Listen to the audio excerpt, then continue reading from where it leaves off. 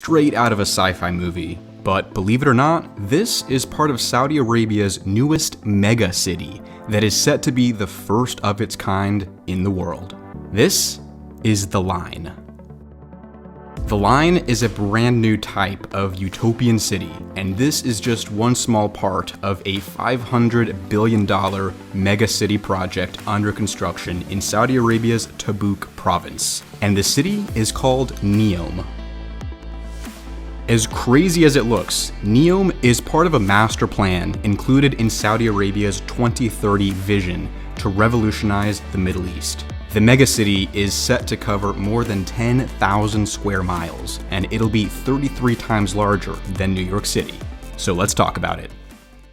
The Line is just one region of NEOM, but the Line is intended to be the innovative centerpiece of the region. It's just one of the crazy futuristic concepts that Saudi Arabia is working on. In addition to the Line, Saudi Arabia is also building two different airports, a mountain city, a floating industrial city, and a couple other distinct regions within the megacity of NEOM, and it's all happening right now. Now, let's talk more about the Line and what exactly it's supposed to be. The Line is designed to be a linear 3D city, enclosed by a mirrored glass wall that is 105 miles long, 150 stories tall, and has the capacity to host over 9 million people. The idea is to create a zero carbon emission city with no cars and no roads, which is why everything is stacked vertically. Instead of cars for transportation, the Line will have a super high-speed autonomous rail system underneath the city that will allow people to travel from one end to the other, 105 miles, in just 20 minutes.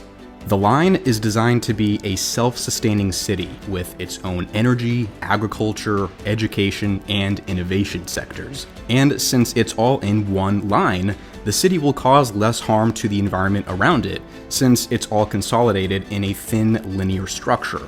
It'll have vertical farms, solar-powered greenhouses, and supposedly flying drones and helicopters to make the Line a self-sustaining city of the future.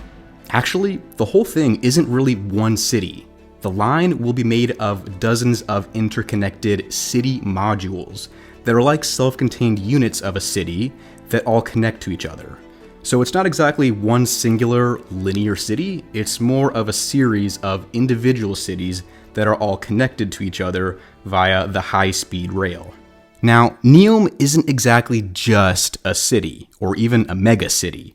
It's more of a region made up of multiple cities that will all be different, but they all have the same objective. All of NEOM is meant to be an aspirational society for human civilization, a city of the future. NEOM Bay is part of the first phase under development that will serve as a residential area on the coast of the Red Sea, along with the NEOM Bay Airport to make the city more accessible to international travelers. NEOM is strategically located in the heart of the Middle East, and for about 70% of the world's population, it's less than an 8-hour flight away. The purpose of NEOM, aside from being a massive city of the future, is to attract businesses and investors from around the globe.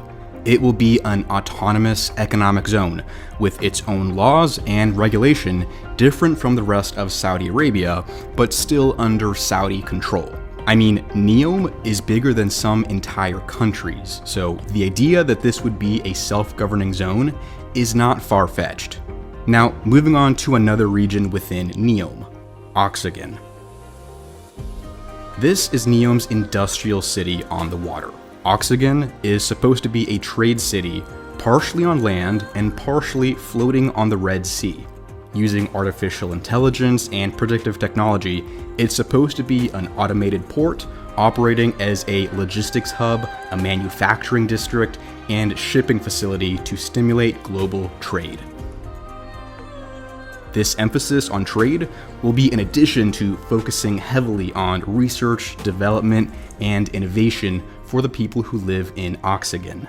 Now, as cool as this project might seem, Saudi Arabia really hasn't given many details on Oxagon with regard to how much it's going to cost, how they're going to automate the whole city, or how they plan on engineering a floating city to actually stay afloat. Though a big part of Oxagon will be its automated ports, it will still be a heavily residential city within NEOM.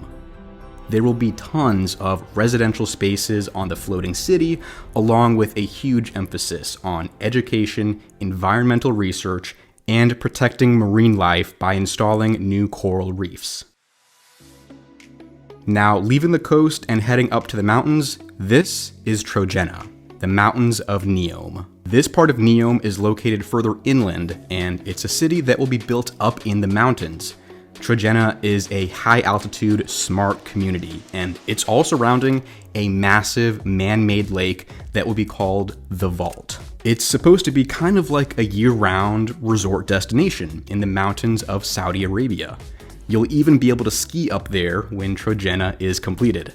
As unbelievable as NEOM is supposed to be, there has actually been a ton of controversy surrounding this mega city to be built. There's also numerous potential issues from a project this ambitious. Considering that direct investment has been plummeting in Saudi Arabia, the volatility of oil prices, which the Saudi economy is heavily reliant on, plus, as progressive as they're trying to make this mega city seem, many people are still skeptical of Saudi Arabia as a country that has historically been scrutinized for its autocratic government, corruption, lack of women's rights, and its anti-LGBT laws. It doesn't exactly make sense for Saudi Arabia to try to set the standard for a city of the future. The whole purpose of NEOM is to be the ideal representation of a smart city. But what makes this smart city so innovative? What even is a smart city? Saudi Arabia has always played a major role in the world's energy sector, but they're trying to diversify from being so dependent on oil exports. And they want to include more sustainable energy in their new cities, so they're trying to make NEOM as eco-friendly and self-sustainable as possible. Saudi Arabia is also trying to bring in foreign investment, new companies, and ultimately create a hub for innovation in biotech, environmental research, and world-class technology. It's an ambitious project, to say the least. As cool as NEOM might seem, it's still very early on in its development, and they've got a long way to go if they're truly going to make this a city of the future. You can probably guess that building a brand new city in the middle of the desert isn't exactly easy.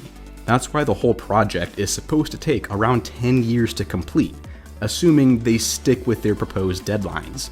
NEOM could be a game changer for Saudi Arabia if it actually ends up being anything close to what they're making it seem like.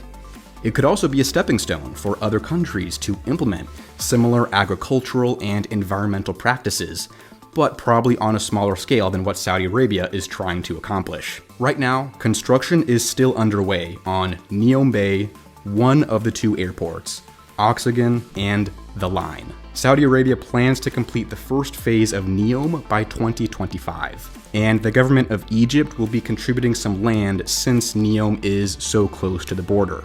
And Saudi officials have already stated they've been working with multiple US-based firms to engineer this city to perfection. All hands are on deck, but we are witnessing a new era of living in this city of the future.